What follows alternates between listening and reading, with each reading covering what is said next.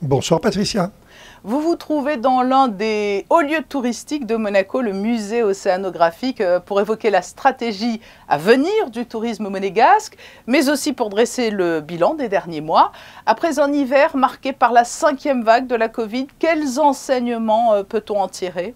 Effectivement, nous sommes au musée océanographique et j'apprécie que vous le releviez. C'est le premier site touristique visité en principauté, mais c'est évidemment un symbole fort du livre blanc sur le tourisme responsable que la DTC a écrit en fin d'année dernière et qui doit nous guider sur le chemin d'un nouveau développement touristique.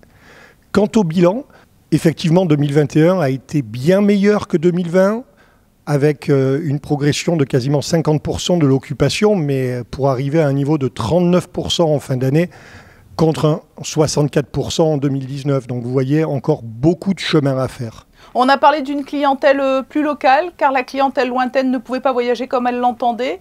Effectivement, une clientèle, alors par locale, on va dire plutôt voisine, beaucoup de Français, d'Italiens, des Suisses. Vous voyez vraiment un été 2019 très bon, malgré l'absence des clientèles russes, malgré l'absence des Britanniques, une très faible présence des Américains, mais une forte présence européenne et une forte présence du Moyen-Orient. Voilà pour le bilan. Maintenant, il y a l'avenir à construire. La réunion d'aujourd'hui, elle était capitale ?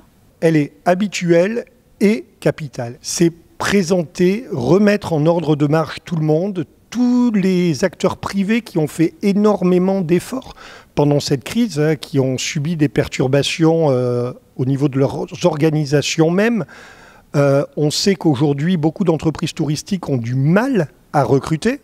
Nous devons les accompagner, nous devons donner notre stratégie et repartir tous ensemble de l'avant pour construire ce tourisme de demain. Oui, vous êtes en quelque sorte un élément fédérateur. Est-ce que l'amélioration, toute relative, de la situation laisse entrevoir tout d'abord, dans un premier temps, un printemps porteur d'espoir ? Le tourisme d'affaires revient dans des volumes presque comparables à ceux avant crise. On n'y est pas encore tout à fait parce que bien évidemment de nombreux pays ont encore des difficultés de venir.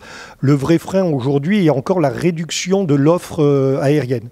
Nous n'avons pas encore atteint le niveau de 2019 et les chiffres de l'aéroport annoncent un retour au nombre de passagers en 2024 et pas avant. On cible les marchés européens, plus le Royaume-Uni bien évidemment maintenant, les États-Unis et le Moyen-Orient. Nous sommes d'ailleurs en train de préparer une grande opération aux États-Unis à la fin du mois d'avril, car il faut le savoir, cet été, il y aura 17 vols hebdomadaires au départ de Nice en liaison directe vers New York. Donc nous comptons sur un afflux américain très important. Il y a un terme qui est apparu, DMMO. Qu'est-ce que cela signifie ? DMMO, c'est Destination Marketing and Management Organization. La DTC est bien plus qu'un office du tourisme. L'office du tourisme, c'est un point essentiel. C'est celui qui vise à donner de l'information, à accueillir nos visiteurs. Le DMMO, c'est celui qui va structurer l'offre touristique en principauté et qui va également mettre en musique la promotion touristique. C'est-à-dire qu'un hôtel va faire du marketing, de la publicité et va vendre. La DTC va se placer à un niveau un peu plus haut pour travailler sur la notoriété de la destination Monaco, pour travailler à la considération pour nos clients, c'est-à-dire les clients qui ont déjà entendu parler Monaco, parce que nous avons énormément de chance. Monaco et Monte-Carlo sont des marques reconnues dans le monde entier, mais parfois les gens ne mettent pas les éléments clés de la destination derrière.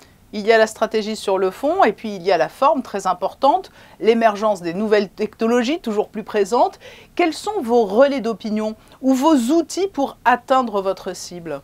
Le premier outil digital qui a existé, c'est le site internet de la DTC, ça de Visite Monaco. C'est un de nos prochains chantiers. Il avait été rénové il n'y a pas longtemps. Il doit aujourd'hui de nouveau être repensé. Pour ce qui est des réseaux sociaux, nous travaillons en très étroite collaboration avec la direction de la communication du gouvernement princier. Et les deux entités ensemble, nous gérons les réseaux sociaux de Visite Monaco, les différents réseaux, Facebook, Instagram, LinkedIn. Et nous ciblons géographiquement et par centre d'intérêt les clientèles et nous leur racontons l'histoire du Monaco destination touristique. Et quelles seront les toutes prochaines actions concrètes de la part de la DTC ? Très concrètement, les prochains événements à venir, le salon Event à Cannes, qui est un rassemblement du tourisme d'affaires français et européens, et nous y recevons des organisateurs de congrès pour leur présenter la destination Monaco. Merci Guy Antonielli d'avoir répondu à nos questions alors que vous venez de présenter aujourd'hui la stratégie du tourisme pour les mois à venir. Merci Patricia, bonsoir.